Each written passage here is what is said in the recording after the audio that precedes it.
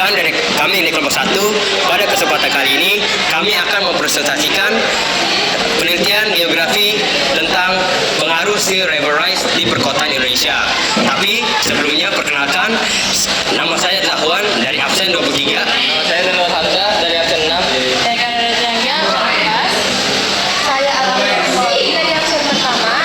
Saya Sari dari absen kedua. Dan satu anggota lagi yang tidak hadir dalam opening ini, yaitu Muhammad Amsyah Juanda Putra. Yang pertama terdapat daftar isi. Pada bab 1 terdapat bagian pendahuluan. Terdapat latar belakang, rumusan masalah, tujuan penelitian, dan juga manfaat penelitian. Pada bab 2 terdapat landasan teori. Terdapat pengertian, penyebab, dampak, dan upaya. Pada bab 3 terdapat metode penelitian. Metode yang digunakan. Pada bab 4 terdapat hasil dan pembahasan. Hasil penelitian dan juga pembahasan penelitian. Lalu pada bab 5 ada bagian penutup. Terdapat kesimpulan dan juga saran. Lalu yang terakhir adalah daftar pustaka. Assalamualaikum warahmatullahi wabarakatuh. Sebelumnya, perkenalkan, nama saya Nur Hamzah dari absen 6. Di sini saya akan menjelaskan latar belakang. Wilayah pesisir pantai adalah area perbatasan antara daratan dan lautan yang rentan terhadap banjir akibat kenaikan permukaan laut. Hal ini berdampak besar pada lingkungan dan infrastruktur, terutama di daratan rendah pesisir. Proyeksi masa depan menunjukkan bahwa beberapa kota pesisir berisiko tenggelam, seperti Jakarta, Surabaya, Semarang, dan Makassar. Kota-kota di negara berkembang seringkali kekurangan sumber daya finansial, manusia, dan kelembagaan untuk menghadapi risiko perubahan iklim. Yang kedua, ada rumusan masalah. Yang satu, pertama, bagaimana kenaikan air laut mempengaruhi lingkungan dan kehidupan masyarakat daerah pesisir pantai di Indonesia. Yang kedua, apa penyebab utama seringnya terjadi banjir di kota-kota besar di pesisir air laut, naiknya air laut. Ketiga, bagaimana dampak kenaikan air laut terhadap lahan bangunan di wilayah pantai Indonesia. Yang keempat, langkah apa saja yang bisa dilakukan untuk mengurangi dampak kenaikan air laut karena pemanasan global. Assalamualaikum warahmatullahi wabarakatuh. Saya akan memperhatikan tujuan penelitian. 1. Mengetahui dampak kenaikan muka air laut terhadap lingkungan dan kehidupan masyarakat di daerah pesisir Indonesia. 2. Menganalisis penyebab dan utama seringan banjir di kota-kota besar akibat kenaikan air laut. 3. Menyedikasikan langkah-langkah yang efektif untuk mengurangi dampak negatif kenaikan muka air laut di wilayah pesisir. Manfaat penelitian. Manfaat bagi masyarakat penelitian ini membantu masyarakat memahami resiko kenaikan air laut dan bagaimana mereka bisa mempersiapkan diri untuk menghadapi dampaknya. Manfaat bagi lingkungan masa penelitian ini dapat menjadi dasar untuk merencanakan langkah-langkah yang bisa melindungi wilayah pesisir dan menjaga kelestarian lingkungan. Assalamualaikum warahmatullahi wabarakatuh. Saya Zahwan. Jadi pada kesempatan kali ini saya akan menjelaskan bab 2 dari topik ini, yaitu landasan teori. Pertama, mari kita membahas pengertian dari sea level rise atau kenaikan permukaan air laut. Jadi, fenomena ini merujuk pada peningkatan ketinggian permukaan air laut yang mengancam wilayah pesisir.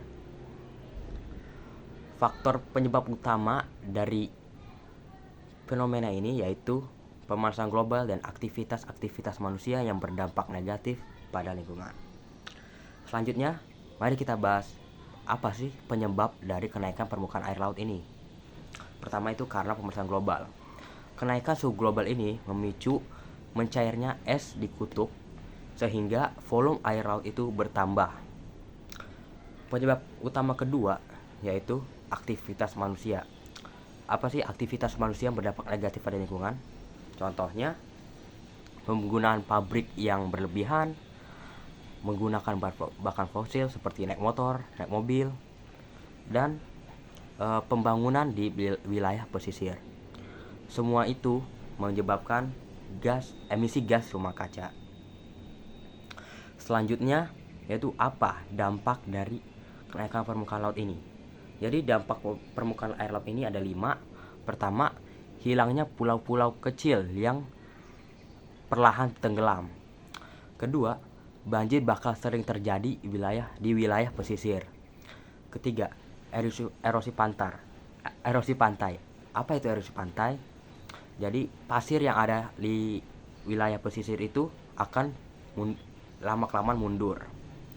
Keempat, yaitu kerusakan infrastruktur seperti gedung yang ada di wilayah pesisir. Dan terakhir, yaitu rusaknya habitat hewan di pesisir. Contoh hewan yang ada di pesisir itu ada penyut dan burung pantai. Topik terakhir yaitu upaya apa agar kenaikan permukaan air laut ini tidak terjadi. Jadi upayanya kita gak boleh menggunakan bahan bakar fosil. Contohnya kita harus lebih sering menaiki sepeda daripada motor, karena motor itu menggunakan bahan bakar fosil sedangkan sepeda itu tidak. Dan sepeda juga bermanfaat untuk kesehatan tubuh kita. Upaya kedua yaitu melakukan reboisasi atau penanaman pohon di wilayah pesisir. Jadi sekian dari saya. Selanjutnya bab 3. Saya Al-Ali Rahmawati dari absen pertama ingin menjelaskan mengenai metode penelitian yang digunakan dalam penelitian ini. Metode penelitian yang digunakan untuk penelitian ini berdasarkan tujuan adalah deskriptif, berdasarkan bentuk dan metode pelaksanaan adalah penelitian survei, dan berdasarkan metodologi yang digunakan adalah kualitatif.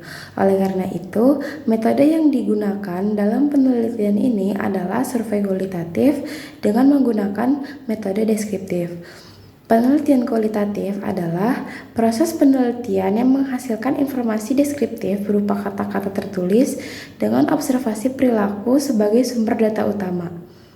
Tujuan penelitian deskriptif adalah untuk melakukan penelitian yang sistematis, faktual, dan akurat terhadap permasalahan lingkungan global dan cara pemecahannya.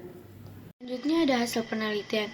Dari hasil penelitian kita dapat mengetahui sebab akibat yang terjadi adanya kenaikan permukaan air laut, dampak dari kenaikan permukaan air laut bagi lingkungan, dan upaya yang dapat dilakukan untuk menghindari kenaikan permukaan air laut. Terima kasih. Assalamualaikum warahmatullahi wabarakatuh. Saya Kara Letiandia ingin mempresentasikan bab 4 tentang pembahasan pengaruhnya sea level rise.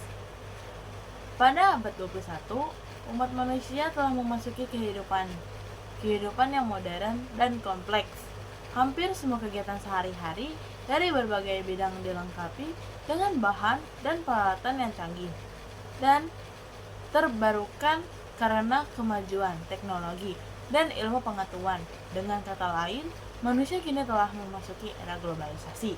Namun di balik kecanggihannya, era globalisasi ada efek negatif yang ditimbulkan seperti kenaikan permukaan laut akibat perubahan iklim perlahan tapi pasti.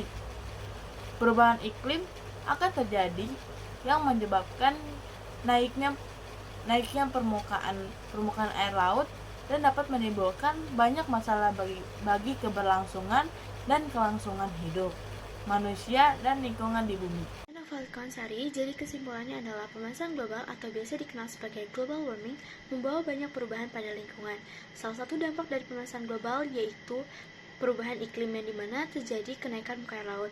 Kenaikan permukaan air laut dapat mempengaruhi mata pencarian manusia, ekosistem penting yang bergantung pada pertumbuhan, dan metabolisme di wilayah pesisir. Kenaikan permukaan air laut memiliki beberapa efek, yaitu erosi pantai atau berkurangnya lahan serta banjir. Kenaikan permukaan air laut menyebabkan mundurnya garis pantai. Hal ini menyebabkan berkurangnya ruang hidup dan mengancam daratan.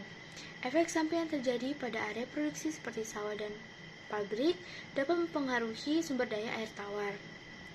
Efek rumah kaca adalah salah satu penyebab perubahan iklim global. Hal ini menyebabkan pemanasan global dan menyebabkan suhu meningkat. Salah satu akibat dari pemanasan global adalah kenaikan permukaan air laut akibat mencairnya es Antartika.